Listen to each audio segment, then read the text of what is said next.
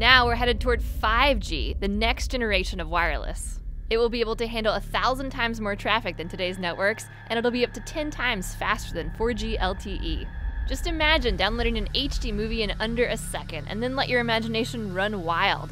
5G will be the foundation for virtual reality, autonomous driving, the Internet of Things, and stuff we can't even yet imagine. But what exactly is a 5G network? The truth is, experts can't tell us what 5G actually is, because they don't even know yet. Mr. Chairman, thank you for having this hearing.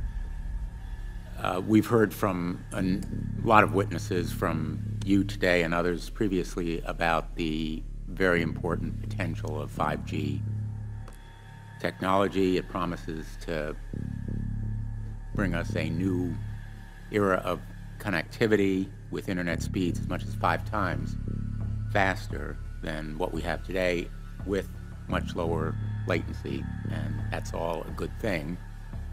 But 5G, as you well know, also uses higher frequency waves that don't travel as far and will rely on a network of hundreds of thousands, potentially millions of small cell sites. And the question then is, are there any health implications, any public safety implications to those additional sites that are likely to be located close to homes, schools, workplaces, and closer to the ground? Correct? Correct, Senator. Yes.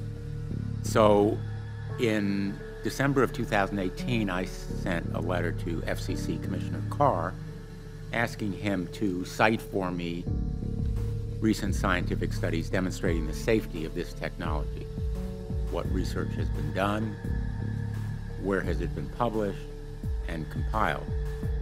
He has essentially failed to do so, and just echoed the general statements of the FDA, which shares regulatory responsibility for cell phones with the FCC.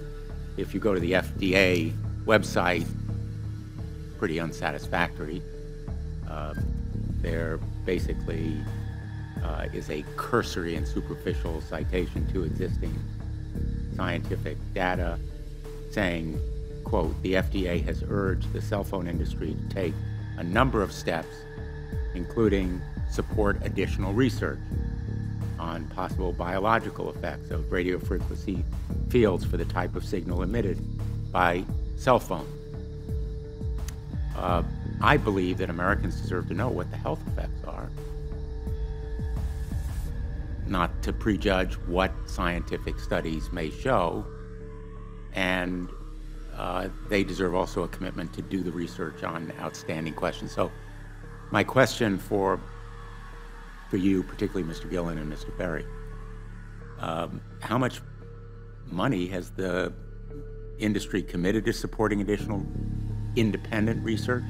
I stress independent research. Is that independent research ongoing? Has any been completed?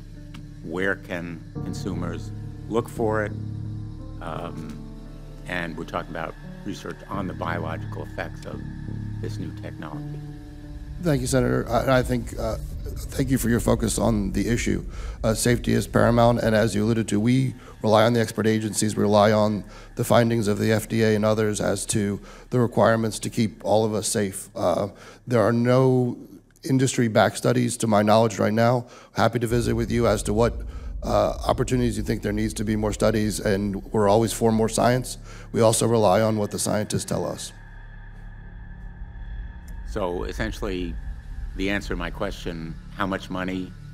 Zero. I can certainly follow up with you, Senator. To my knowledge, there's no active studies being backed by industry today. Anybody else know of industry commitments to back research, fund it, support it, to ascertain scientifically the health effect?